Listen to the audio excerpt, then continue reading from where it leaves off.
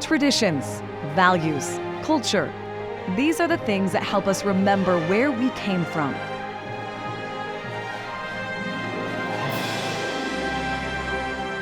It's time for Family Heritage Stories with your host, Doug Jessup. Hi, this is Doug Jessup. Welcome to Family Heritage Stories, where we talk about what makes us who we are. Things like traditions, values, culture. How are these things passed down from generation to generation? Through words, through deeds, through stories. Everyone has unique skills and interests. For example, I am not a painter, but how did you get into your occupation? How in the world does a kid go from being a football player to a firefighter? That's an interesting story, Doug. I actually followed in my brother's footsteps. Oh, really? Yeah, he retired as one of the top-ranking chief officers out of the city of San Jose, California. And one day I was back home visiting him, and at the time, he was his wife was a stay-at-home mom, and he was working hard. He had a side job, and I thought, with the hours that he's putting in versus the hours I'm putting in, I think this is something that I can do. As a child, I would always hang out at the fire station, and the firefighters would routinely, be welcoming. And so early on, I realized that, I think I could do that. And I think I would excel if given an opportunity to be a firefighter. And I really like to serve the community and be in a place where the young people and the young kids in the community can see me. And it's been a very rewarding career. So, how long have you been a firefighter? I've been a firefighter since 1987. So, I've been at it for 33 years, going on 34. So it's been for a minute or two. Well, thank you for your service. Well, thank you. Jeff, it seems to me like you're in a field where you got to be a little, I guess, wired a little differently is the polite way to put it, because you're going towards danger instead of away from danger. Do you remember the first fire that you actually, participated in? I can remember the first, what we call working fire, where we know that this is going to require a great deal of resources to deal with it. And I remember it vividly. It was just a few blocks south and east of here. It was a basement fire in which I was the nozzleman. I'm the first person through the door. Smoke-filled basement. We enter the basement doing what's called a left-hand search. Either you're going to go right or you're going to go left. You're going to grab a wall and try and follow that wall and maneuver around the obstacles as you proceed. And eventually I came to a 5x5 opening, like a box, right? A tunnel. So we proceeded down that tunnel because I could see the orange glow at the end of the tunnel. We sprayed for a while and it was still glowing. So we proceeded towards what we call the objective. I want to get closer to the seat of the fire. So me and two other guys behind me, we start proceeding down that tunnel in the basement of this apartment house, and we continue to spray, and next thing you know, I hear the muffled sounds of someone behind me. And remember, it's a 5x5 box. I'm on my hands and knees, and I'm able to turn just enough to see the glow behind us. So the fire had actually started behind us where we thought it was already out. And so I released the nozzle so the guy behind us could put it out. We ended up backing out through the fire. And that was my first experience, confined space and being in a precarious position.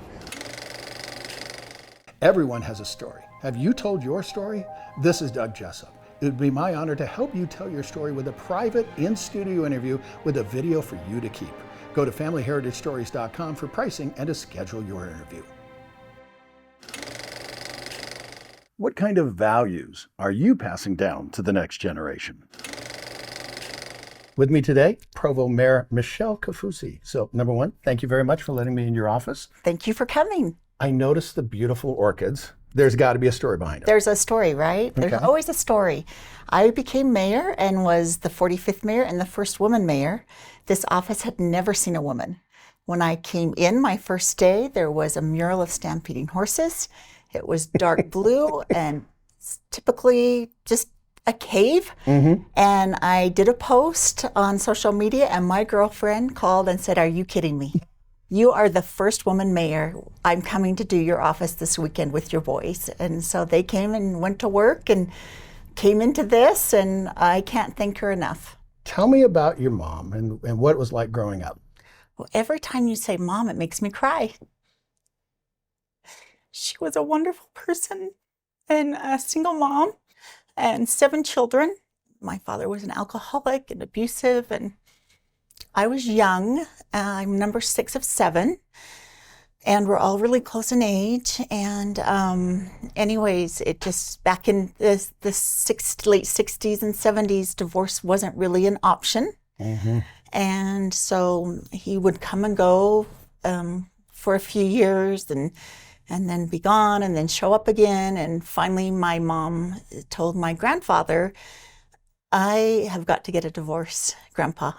Dad, I can't do this anymore to these 7 kids. And so she prepared, right? She immediately enrolled in the trade tech, which is now UVU, and went into the nursing program, the night school nursing program, and became a nurse. And as soon as she got her degree, she went to court and got the divorce and went to work and worked the graveyard shift, 7 p.m. to 7 a.m. every day. And us 7 kids were home and fending for ourselves. And I'd get up in the morning and get my little brother up, and we'd head out to the bus stop, and she'd pull in and she'd hand us a tab out the window and a Pop-Tart and tell us to have a good day, and that was it. And I'd go to the bus stop, and all the moms were there with their kids, and I used to think, what is the deal? Can they not even walk to the bus stop alone? Mm-hmm. And the minute we'd get on the bus, everyone wanted to taste our tab and eat our Pop-Tart. So what flavored Pop-Tart, you remember? Just whatever was on sale, right? Yeah. That was our shopping list. It wasn't I making a list. It was we're going to the grocery store and whatever is on sale or a week old or day old, that's what we buy. Being a parent is hard. Okay? It's No, rough. but doing it by yourself is even more interesting. And growing up without, because I kind of remember, it's like, okay, where's your dad? Well, yes. I just felt like everyone in Provo's dad was either a doctor or a BYU professor. It was back in the day, we were the only divorced family yeah. in my whole area. Okay, so you're born and raised in Provo. Okay. Now, granted, with me, when it was time to go to college, I wanted to get the heck out of Dodge. Yeah. Okay. So what was it like going to college where it's like you were kind of grew up here? Was it kind of the expectation, or was it a goal, or what? It was really interesting because my mom would always tell us, you're going to have to pay for yourself to go to college. Mm-hmm. Same here. So decide where you're going and start saving your money. Yep. And it was really interesting. When I was a sophomore at Provo High, we walked across the street and went on a field trip up on BYU campus. And I just remember being so impressed with the cleanliness and the beautiful flowers. And I came back, and when you're kind of on your own, a latchkey kid and having to fend for yourself, I wasn't afraid to go talk to my counselor, right? So I went and found my counselor and said, listen, what does it take to get across the street? And she said, I can tell you what it takes to get to BYU. You're going to have to work hard, but I'll map it out for you and let's get started. And I went to work and graduated with honors and got an academic scholarship. And I was so excited to start college at BYU that I didn't even wait till fall. I started summer semester. I had like 2 weeks off. And I have always been so grateful and never taken my education for granted. You mentioned that you had some jobs. Just out of curiosity, and babysitting does not count. It does not. Okay. What was your first job? So, I mean, if my first job, and this is the beauty of Provo, and this is why I love it so much, is everybody saw the situation. Everybody knew the situation. And they knew we were on our own. They didn't need any help, but all these women would say, why don't you come over and I'll pay you $10 to clean my bathroom. Who paid $10 back then? It was $1 an hour for babysitting. But these women stepped up. That was my first. And because when we were 12, we were expected to contribute. All of us, all 7 of us. 12 was the age. A lot of people think 16 maybe, but no, our money came in and went on the kitchen table. Interesting enough, I'm a wreck, I'm sorry. My first real job with the W-2 form, I guess, would be the key to this one was my mom came home and she drove a Chevy Citation. And she needed snow tires to get to work at night. And they were super expensive, and she didn't have the money. So she asked us all to help. And so I went to Provo High, as you know. And so I got done with school, and I thought, okay, I'm going to walk down to Center Street in Provo, because it had to be somewhere where I could walk, because we only had one car with 8 of us. And I walked down to Center Street, and I went up and down Center Street, and there was a sign that said help wanted. And so I went in, and again, not only my first real job, but my first big lie. I'm not afraid to tell. I was a liar at this point. I was only 15, but I was tall. I'm really tall, and I had this height in 7th grade. And I went in, and I'm pretty good with math, and figured out really quickly when they asked me to fill in my birth date, and said I was 16, and I got the job. And so from that day on, I worked every day after school. From 4 till 9, I closed the deli every day. So this is the tender part, right? I can see that store right here. My mom would be so proud. What was your mom's name? Janet. Janet? Yeah. You did good. If there's a single mom out there right now that's watching this story, Yep. okay, and they're looking at you going, whoa, you can do it. What advice would you give to a single mom out there right now? Hang in there. It's long and it's hard and it's exhausting. But the skills that I learned from watching my mom navigate being a single mom and raising a large family on a small paycheck in a community that wasn't used to our situation taught me life lessons that I could never have learned anywhere else. The last words that my grandfather said were, "Please remember me." This is Doug Jessup. It would be my honor to help you share your story with a private in-studio interview with a video for you to keep. Go to FamilyHeritageStories.com for pricing and to schedule your interview. There's a reason why people celebrate Scandinavian days or things like Day of the Dead. It's one word: culture. After cruising across the Atlantic Ocean, it was nice to see the USA again. Well, at least a territory of the U.S., Puerto Rico. We landed in the capital city of San Juan and toured various historical sites. Here's a fun fact. The smoothbore cannon at the fort established the international waters line. Let's put it this way. The cannon could shoot 3 miles. If you didn't have an invitation, you just might visit Davy Jones' locker. We did have an invitation to Museo de Arte de Puerto Rico, otherwise known as the Museum of Art at Puerto Rico. The museum showcases over 1,000 works of art from the 17th century to the present, including prints, paintings, drawings, sculpture, photographs, and of course, don't forget, new media. You got to check out the masks. Puerto Rico is also pretty proud to have a Miss Universe crown and the sash in its collection. With another entry into Jessup's Journeys, People, Places, and Things You Might Not Know About, broadcasting from San Juan, Puerto Rico, I'm Doug Jessup. Human connection. That's what it's about. From cave art to doing videos on our phones for our grandkids. We're just trying to make a connection with people that we know and love. Sometimes these stories stand the test of time. Recently, I did a bunch of interviews with some veterans from a very special unit, the 159th Medical Evacuation Group called Dust Off, served in Vietnam. What is the value and the power of a story? Ooh, ask Mara.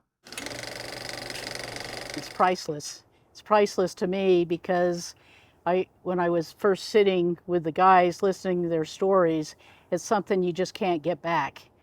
And there's a lot of stories I wish I would have had recorded from my dad, my mom, my grandparents. So at least we were able to get these stories recorded. And to have them videoed and digitized is key, because the younger generation, you know, sitting with my nephews, doing homework with them over COVID, they weren't looking at books, they were looking at screens. and they can look at this on a screen. Everyone has a story. This is Doug Jessup. It would be my honor to help you tell your family heritage story. Here's how it works. We'll schedule a professional interview at the same studio I do my TV show. We already have the broadcast cameras, audio, and lighting set up to ensure quality control. All you need to do is come to our Salt Lake City studio and we'll do the rest. Our professional editing staff will take out bloopers and add your pictures to create a private digital video for you to keep. Go to familyheritagestories.com for pricing and to schedule your interview. How do you want to be remembered? It's not just a question for old people, okay? I remember in junior high, we had a writing assignment to write down our own obituary.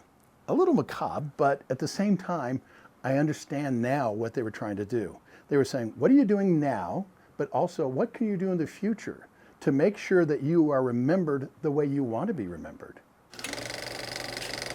I know you're a man of many hats, okay, and which, considering I'm the TV hat man, I appreciate. So we got your favorite hats here with the Air Force and with skiing and such. You've done a lot of things, and you've definitely made your mark on the world. I mean, you've got, your military career. You've traveled the world. You have 2 sons. You've got, 4 grandkids? Mm-hmm. And then you've been married for a long time. You've left a mark. Now, to me, Jessup's journal, this is my journal, one of my journals. I'm going to have you sign this because it's my autograph book. I got to get your autograph. But it's the last question I like to ask everybody. To me, life kind of comes with scars. Okay, it's marks. It makes us who we are. So, how do you want to leave your mark? I want to be remembered as having tried many things and that I was able to accomplish everything I endeavored. And I have enjoyed many things in life having to do with my vocations.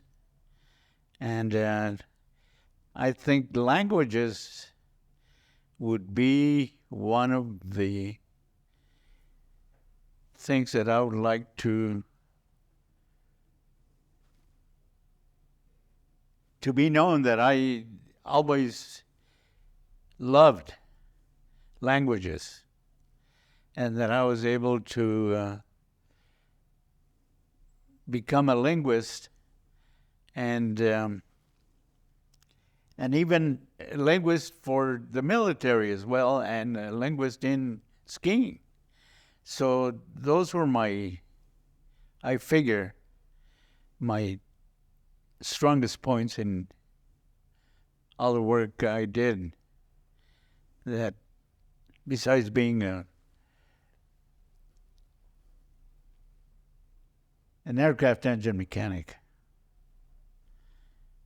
languages has been my main passion, besides the work I did on airplanes. Well, the nice thing is you've been able to use those languages all around the world. Put them all together. Yes. That's incredible. I did. I did all I could to mingle with people in all these countries. If I knew their language, I always try to get involved in situations where I was using the language. I think people appreciate that when you make that attempt. They do, yes. Because Americans are not known for getting involved in other languages, except for some people who really have that desire to learn languages, and maybe it's an aptitude. I have always had a love for farm life, and horses have been one of my loves, something that I always reminisced is the time I spent riding horses, working with horses in a farm and also with cattle, and just riding in the mountains. Yeah. Well, beautiful mountains up there in New Mexico. Yes. A lot of trails. Just out of curiosity, have you skied Taos? I've skied in Sipapu, which is a ski area just outside of Penasco, where I was born and raised.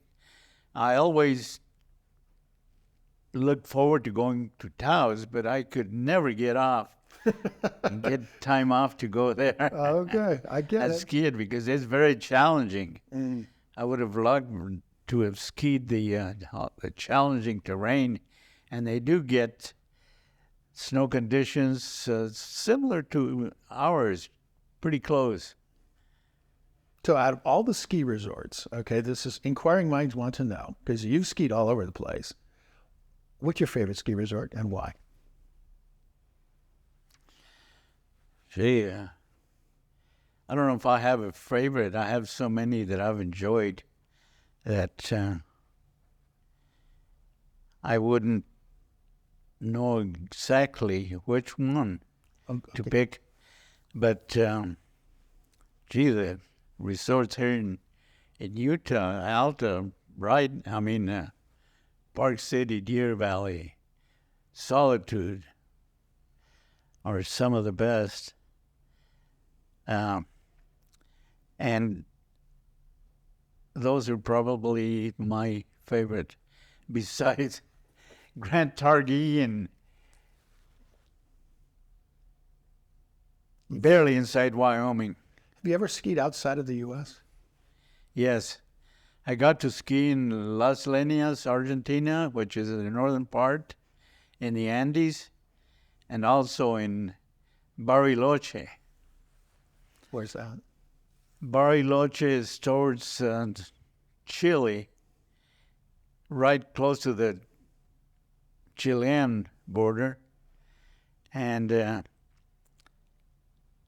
it's a high altitude country, and so they get really great snow, just about like we have here. But nothing beats Utah. No, it's hard. It's as good as it gets. Yeah. That's what they mean when they say the best snow in the world is it doesn't get better than that. Have you ever wondered how something becomes important enough to be passed down to the next generation? There's a friend of mine, he's a rare book collector. He showed me his first edition King James Bible. Pretty impressive, okay? But then he walked me to the other side of the room and handed me a packet of papers and said, if that was our generation's treasure, what would be the future generations? Well, that pack of papers was a reading script for a movie later known as E.T. That is a treasures remembered. It's time for a conversation with Brandon Fugel.